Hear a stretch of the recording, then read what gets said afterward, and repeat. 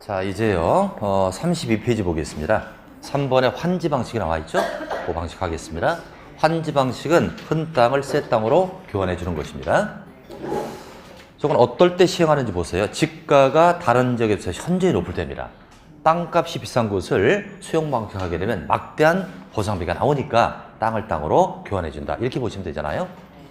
근데 장점을 보면 토지 소유자의 침해가 작다. 그죠? 침해가 작고요. 단점은 토지 분배가 복잡하다. 시행자가 토지를 나눠줄 때 굉장히 복잡하다. 그러니까 일정한 기준을 설정해서 기준에 맞게끔 해서 새 땅을 나눠주는 겁니다. 밑에 이제 순서가 좀 나와 있는데요. 순서를 잠깐 보겠습니다. 개발 계획을 만든다고 하죠. 그 개발 계획에다 쓰세요. 밑에다가 사업의 개요, 사업의 개요를 나타내는 겁니다. 아우트라인이라는 얘기죠. 사업의 개요, 개요를 딱 정했죠. 그런 다음에 도시개발 구역을 정합니다. 그죠? 개요를 잡았으니까 사업할 범위를 잡았습니다. 구역이 정됐으니까 시행자가 나오겠죠. 시행자는 공공만 할까요? 민간도 할까요? 그다음 공공, 민간 이렇게 있어요. 공공도 있고요, 민간도 있습니다. 그럼 공공하고 민간하고는요, 누가 더 사업 잘할까요? 민간이 훨씬 잘하겠죠. 공공을 맡기면 글쎄 공공이 물론 잘합니다만 이것도 나갔다 공공이들은 뭐라고 할 텐데 공공은 창의성이 부족해요. 뭔가를 바꿀 때 굉장히 절차가 복잡하거든요. 민간은 창의성이 있고요. 또 기간이 딱 정해지잖아요. 1년짜리 공사면 공공은 1년을 채우려고 해요. 민간은 사업비 줄이려고 공사기간을 단축하잖아요. 그래서 요즘에는 민간 주도 사업을 많이 활성화시키고 있습니다. 예전에는 공공 주도가 거의 다였는데 요즘에 민간 주도가 많다. 그래서 법이 개정될 때도 민간 참여를 적극적으로 활용하고 있다는 겁니다. 시행자가 나왔습니다. 시행자가 무슨 계획 만든다? 실시계획. 자, 실시계획 처음 나오네요. 실시계획 밑에다 쓰세요. 시행자가 작성하는 사업의 구체적 계획. 시행자가 작성하는 사업의 구체적 계획입니다. 되게 어떤 사업이든 간에 시행자가 딱 나오잖아요. 시행자가 가장 먼저 하는 게 실시계획이에요. 나는 사업을 어떻게 실시하겠다는 구체적 계획입니다. 이걸 잡았죠? 그럼 잘 보자고요. 자, 순서를 이렇게 됩니다. 개요를 잡았습니다. 개발 계획 작성했고요. 사업하려고 구역이 정됐습니다. 시행자가 결정됐어요.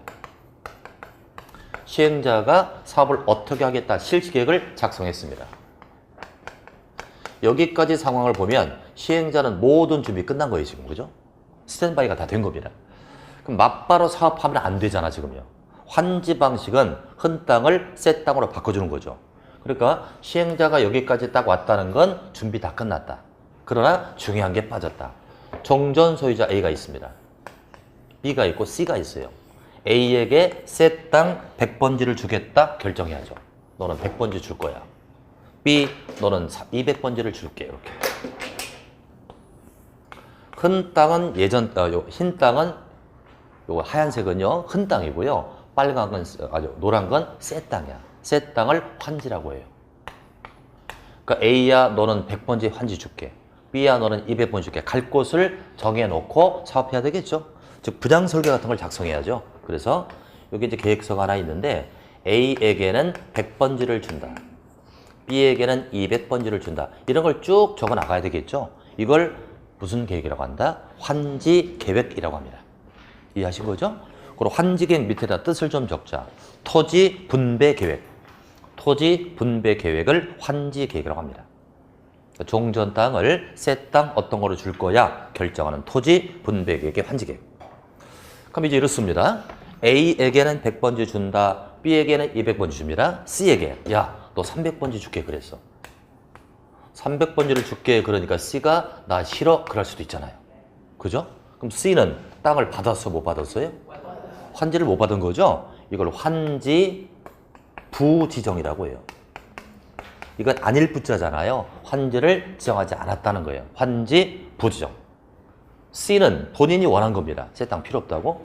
그럼 저 C는 새 땅을 못 받았으니까 뭘로 줘야 돼? 돈으로 주죠? 이걸 청산이라고 해요. 청산 대상이다. 돈으로 받는 걸 청산금이라고 하고요. C는 환지를 부정했으니까 청산 대상이다. 이렇게 보시면 돼요. 청산 대상입니다. 자, 이렇게 해서 이제 환지계획을 다 작성했으니까 이제 사업을 시행할 겁니다. 땅을 새 땅으로 만들겠죠? 시행을 했어요. 사업이 끝났습니다. 새 땅 만들어줬죠? 새 땅을 나누어 주는 걸 환지처분이라고 해요. 이해하셨습니까? 네. 환지처분에다가 토지 분배라고 적으세요. 토지를 분배하는 것입니다. 새 땅 목적물을 나눠주는 것을 환지처분이라고 해요. 그럼 물음 드릴게요. 새 땅을 줄 때 시행자가 마음대로 주나요? 정해진 대로 주나요? 그게 무슨 계획이었죠? 그렇죠. 그럼 환지처분은 환지계획에 의해서만 합니다. 정해진 대로 하는 거예요. 그래서 환지계획이 중요한 겁니다. 자, 이렇게 해서 이제 환지처분, 즉 새 땅을 다 나눠줬으니까 새 땅 내 거야 라고 등기해야 되잖아요. 이걸 환지등기라고 한다. 새 땅에 대한 등기죠. 이걸 환지등기라고 한다. 이런 절차로 진행을 합니다. 자, 그래서 수용 방식으로 할 때 하고요, 환지 방식으로 할 때 하고 우리 수험생 입장에서는 어떤 방식이 더 어렵겠습니까? 이게 어려워요. 환지 방식은 굉장히 복잡하거든요. 나중에 머리 좀 아플 겁니다. 1월 말쯤 아마 교재 갖고 할 텐데 머리 좀 아플 거예요. 그러나 이렇게 용어를 좀 배워두면 괜찮을 겁니다. 그럼 다음 장 볼까요? 이제 4번에 환지계획이 나오지 않습니까? 환지계획이 뭐 하는 계획이라고요? 토지 분배 계획이죠. 자, 왼쪽이 사업 전이고요, 오른쪽이 사업 후입니다. 자, 왼쪽 그림을 보면 삐뚤빼뚤한 도로가 있고요, 1, 2, 3, 4라는 종전 토지가 있습니다. 요걸 갖다가 환지계획을 출입했어요. 그럼 1번 소유자에게 오른쪽 1번 땅 주고, 2번 인자에게 2번 땅 주고, 3번에게 3번 땅 주고, 이렇게 한다는 얘기예요. 그리고 도로도 반듯반듯하게 정비를 했죠. 그래서 왼쪽에 있는 땅을 종전토지라고 보면 오른쪽에 있는 땅을 뭐라고 한다? 환지라고 한다. 새 땅을 환지라고 했습니다. 그럼 거기 지금 채비지라고 보이나요? 네. 또 모르는 용어가 나왔죠? 거기다 사업비용 충당이라고 적으세요. 사업비용 충당. 사업비용을 충당하기 위해서 채비지를 책정합니다. 자, 환지 방식 하게 되면 이렇다고 그랬습니다. A에게는 100번지 주고요, B에게는 200번지 주고요, C에게는 돈으로 준다고 했어요. 이제 시행자가 이제 사업을 하겠죠? 엄청난 사업비가 들어갑니다. 그럼 사업비용을 누가 대야 되겠어요? 이 사업비용. 누가 사업비를 대죠? 시행자가 자기가 돈 대서 남 좋은 일 시켜요? 막대한 사업비가 필요할 거 아닙니까? 사업비 누가 대야 돼? 소유자가 되는 거예요. 우리 동네 사업이니까 소유자가 돈을 대는데 돈으로 대는 게 아니라 땅으로 줘요. 그래서 여기다가 노른자의 땅을 딱 몇 개 책정하죠. 이렇게 딱 책정해서 이걸 채비지로 딱 정합니다. 그래서 이걸 갖다가 시행자야, 너 이거 팔아서 사업비용 써라 이거예요.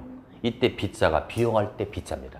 비용을 위해서 적재주는 땅이다 이 뜻이에요. 그렇죠? 채비지 뜻 알았습니다.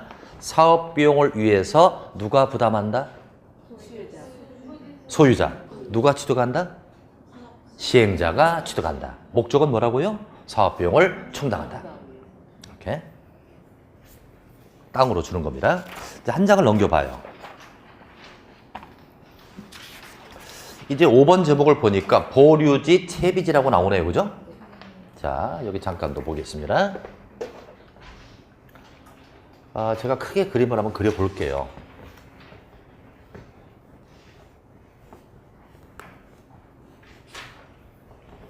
자, 여기 지금 도시개발구역이 있습니다.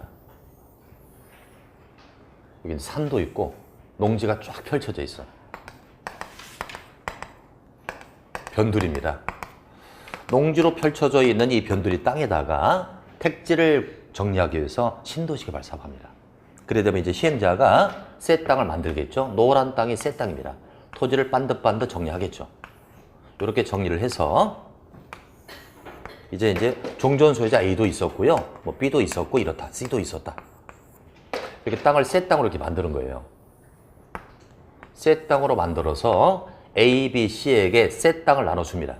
즉 A에게는 너 이 땅 받아가라. B야 너는 이 땅 줄게.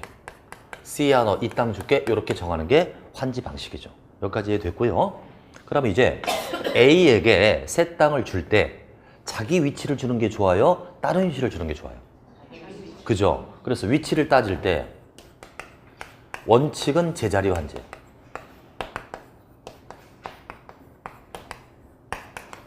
원칙은 위치 따질 때 자기 자리를 주는 게 원칙이에요. 이게 원칙이죠. 이걸 제자리 환지라고 합니다. 그러나 예외적으로 자기 자리를 못 줄 때가 있죠. 그럼 얘는 천상 다른 위치를 받아야죠. 이걸 비환지라고 해요. 이 제자리 환지는 이해가 되는 거예요. 자기 땅 위치를 주는 거고요. 비환지는 요 비자가 날아갈 비자입니다. 비행기 할 때 비자. 고로 원래는 여기를 받아야 되지만 훌쩍 날아서 다른 위치로 갔다는 거죠. 이걸 비환지라고 한다. 그러나 원칙은 제자리가 원칙입니다. 자, 그럼 이때 아까 말씀드렸듯이 사업을 할 때 막대한 사업비가 들어가죠. 이걸 채비지라고 했어요.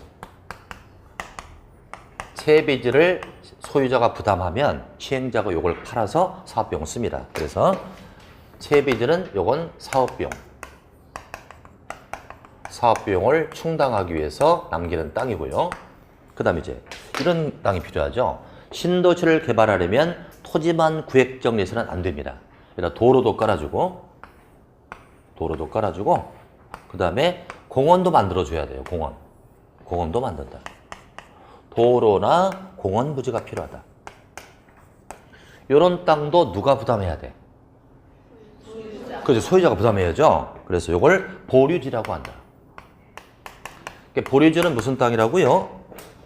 공공의 목적. 공공의 목적으로 해서 남기는 땅이에요. 도로 부지랄지 공원 부지로 남기는 땅을 보류한다. 그래서 보류지라고 해요. 근데 이제 사실은 채비지와 보류지를 이렇게 분리하고 있지 않습니까? 근데 넓은 의미에는 이 채비지가 보류지 안에 내포됐다고 보시면 돼요. 일반적으로 보류지 하면 채비지를 내포하고 있다. 그 중에 비용을 위한 땅을 채비지라고 한다. 이렇게 보세요. 요게 요 안에 포함될 수 있는 겁니다. 자, 그렇다면 이런 보류지 땅을 누가 부담하죠? 토지 소유자가 부담해야 되죠. 이걸 뭐라고 한다? 토지 부담률이라고 한다. 토지 부담률이라고 한다. 그래서 만약 토지 부담률이 50%다라는 얘기는 종전 내 땅의 반을 보류지나 채비지로 부담했다 이거예요. 그죠? 50%를 부담했으니까 저 종전 소유자가 새 땅 받을 때 이만치 깎아봤잖아요. 그래서 토지 부담률과 감보율은 똑같은 얘기예요. 부담한 만치 줄여받으니까 감보라는 거 줄이는 거죠. 이걸 감보율이라고 한다. 이런 용어를 한번 들어보자는 얘기죠.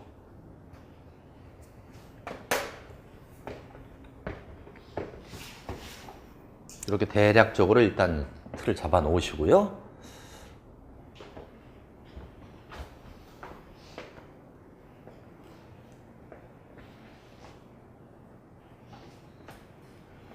자, 그럼 이제 그림을 한번 살펴보도록 해요. 34페이지죠? 34페이지. 5번에 보류지 채비지 나오는데 시행 전에 토지가 있었습니다. 오른쪽에 이제 시행 후가 나오죠? 반듯반듯 정리해서 A에게 A 주고 B에게 B를 주는 겁니다. 이때 거기 일정 부분에 채비지나 공원 부지로서 보류지가 있다는 얘기죠? 이걸 합쳐서 그냥 보류지라고 해도 돼요. 보류지 안에 채비지가 포함되어 있다. 이렇게 보셔도 돼요. 자, 그럼 이제 그 다음 장 봅니다. 6번에 토지 부담률이라고 나오죠. 자, 의미를 파악해야죠. 누가 부담하는 거죠? 소유자가. 뭐 때문에? 뭐 때문에 부담하는 거예요? 보류지 때문에. 보류지 안에 채비지를 포함하고 있다고 그러잖아요. 채비지나 보류지를 부담하는 비율입니다. 근데 이걸 통칭해서 그냥 보류지 그럴 수 있겠죠. 이건 무슨 말과 똑같다? 감보율과 똑같다. 이제 그림을 잠깐 봅니다. 자, 왼쪽 그림은 사업 전이고요. 오른쪽은 사업 후가 되겠습니다. 자, 왼쪽 그림을 보면 1000제곱미터의 토지가 있어서 원래. 근데 사업을 하고 났더니 공공의 시설 용지로 뺏긴 게 있고 채비지로 뺏겼어. 이게 얼마 뺏겼대요? 300제곱을 뺏겼어. 그러니까 채비지와 공공정지로 다 더했더니 300제곱을 뺏겼어. 이걸 보류지라고 하겠죠. 그렇다면 나머지가 얼마입니까? 700제곱이죠? 이걸 소유자에게 나눠주는 거예요. 따라서 토지 부담률은 몇 퍼센트가 됩니까? 30%. 이해하셨죠? 그럼 토지 부담률의 공식을 잠깐 밑에 봐요. 전체 면적이 뭐라고요? 환지계획구역의 면적이죠. 그것분의 보류지 면적을 나눈 거예요. 이해하셨습니까? 그 보류지 안에 채비지를 포함하고 있는 거죠. 그래서 토지 불합률은 환지객구역의 전체 면적분의 보류지 면적을 한 겁니다. 이걸 감보율이라고도 한다. 용어를 여러 가지 얘기하고 있습니다. 그럼 잠깐 여기 볼까요?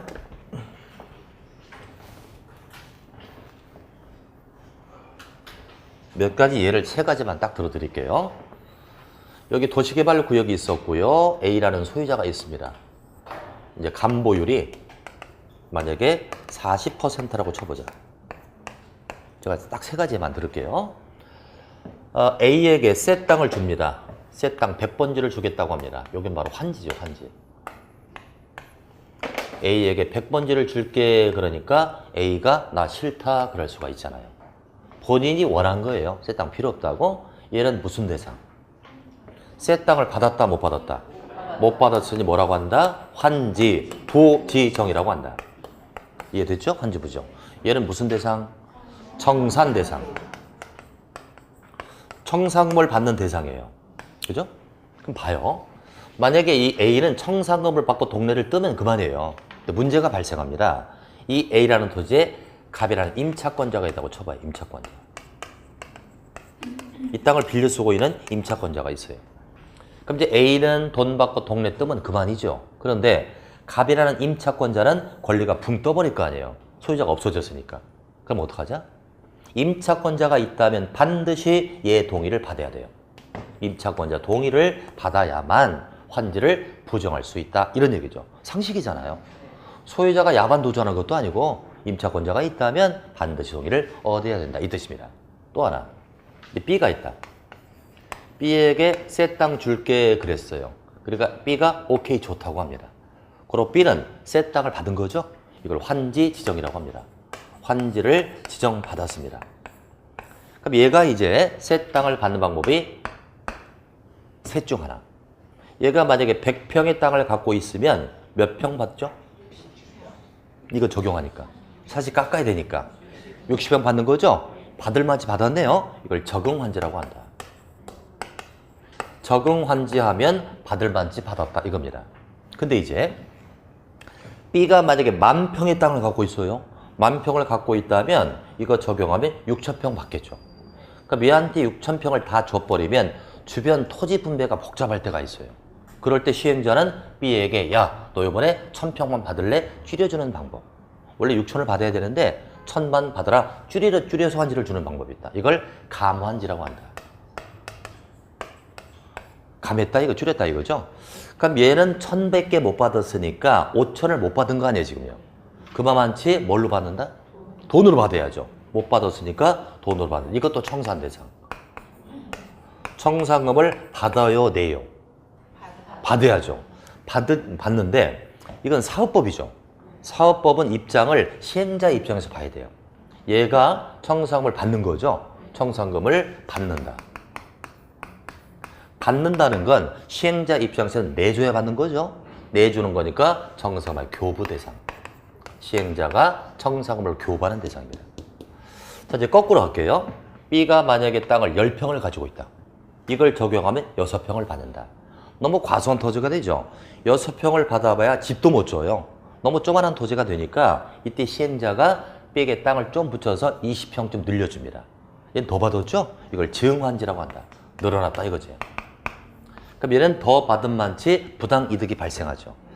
그만치 돈을 낸다, 받는다. 청산금을 내야죠. 청산금을 낸다. 그럼 이것도 시행자 입장에서 봐야죠. 청산금을 얘가 낸다는 것은 시행자가 걷어가겠다는 얘기죠. 시행자 걷어가니까 징수대상. 청산금의 징수대상입니다. 이해되신 거죠, 그죠? 근데 시험장에 가면 감환지일 때 이렇게 받는다는데 이렇게 안 내요. 교부냐 징수냐 이렇게 물어봐요. 그럼 이제 감환지면 땅을 덜 받았네, 돈을 받는 거네, 교부대상. 증환지는 더 많이 받았네, 돈을 내야 되네, 징수랑. 이렇게 돌려서 해석하면 시간이 너무 걸려요. 그래서 단번에 아는 방법. 감환지의 기역이네, 교부의 기역이네. 증환지의 지읒이다, 징수의 지읒이다. 이렇게 보시는 게 제일 빠르죠. 해석을 하시고 이렇게 문제를 푸는 게 낫습니다. 자, 그럼 이제 한 개만 더 설명합니다.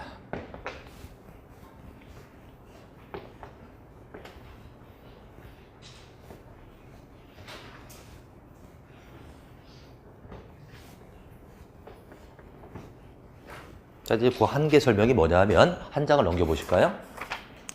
오늘 마지막 페이지죠. 36페이지. 입체 환지가 나옵니다. 그죠? 입체라는 건 토지일까요? 건축물일까요? 건축물을 주겠다는 얘기거든요. 자, 설명 듣고요.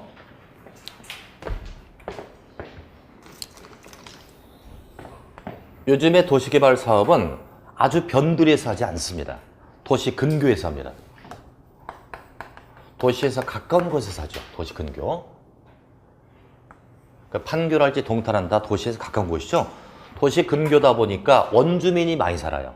여기 A라는 자, B라는 자, C라는 원주민이 살아요. 원주민이 꽤 많습니다.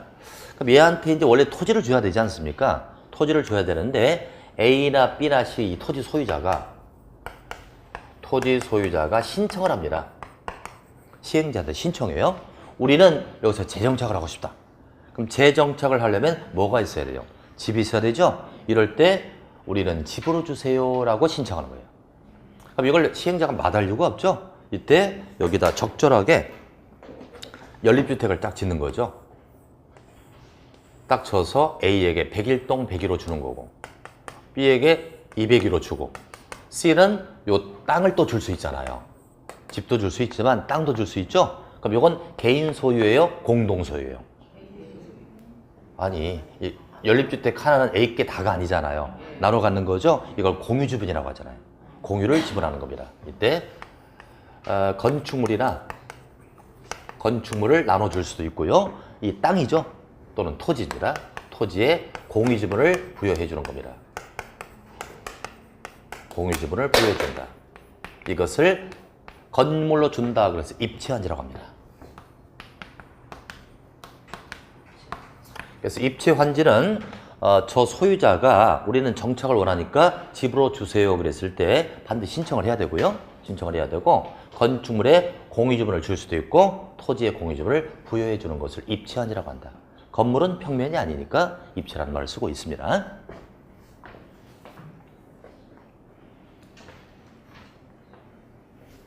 자, 그럼 이제 그림을 잠깐 보겠습니다. 입체환지라고 되어 있는데 맨 밑에 말하는 거 좀 볼까요? 토지나 건축물 소유자의 신청을 받는다고 해요. 신청을 할 동그라미. 반드시 소유자가 신청을 해야 합니다. 신청을 받아 건축물의 일부와 그 건물 토지의 공유지분을 부여한다. 공유지분을 주는 것을 입체환지라고 하죠. 여러 명이 나눠 갖는다 이거예요. 그래서 위에 그림을 보면 이제 건물 공유지분이나 토지 공유지분을 부여해 주는 것을 무슨 환지라고 한다? 입체환지라고 하는 겁니다. 오늘은 용어 위주로 갑니다. 그래서 도시개발사업은 환지 방식도 있고 수용 방식이 있었다. 환지 방식에서 용어 얘기해 볼게요. 아까 제자리 환지 배웠죠? 그 반대가 뭐였죠? 비환지 배웠고요. 토지 부담률 배웠죠? 뭘 부담하는 비율이라고요? 보류주를 부담하는 비율이다. 그러니 깎아서 받아야 되죠? 그래서 토지 부담률과 뭐는 똑같다? 감보율은 똑같다. 그러면 채비지는 뭐 하는 땅이라고요? 사업 비용을 충당하는 땅이고 보류주는요? 공익적 목적을 위해서 남기는 땅이다. 그런데 채비지도 보류주 안에 내포될 수 있다. 했었죠? 그리고 이제 환지에서 감환지, 증환지를 공부했다. 감환지는 덜 받는 거죠. 청산금을 낸다, 받는다. 받으니까 무슨 대상? 교복. 증환지는 더 받는 거죠. 그러니까 청산금을 내야죠. 무슨 대상? 징수. 이런 것들을 공부했습니다. 그래서 오늘은 요 정도 용어를 하고요. 이제 나머지 법이 다음 주는 뭘 나갈까요? 도시 및 주거환경 정비법이 나오겠죠. 요걸 또 진행을 하고 그래서 도시 및 주거환경 정비법 하고요. 그 다음에 건축법 나올 겁니다. 건축법 일부를 해서 다음 주에 마치는 걸로 이렇게 하고 오늘은 요 정도만 하겠습니다. 자, 수고하셨습니다.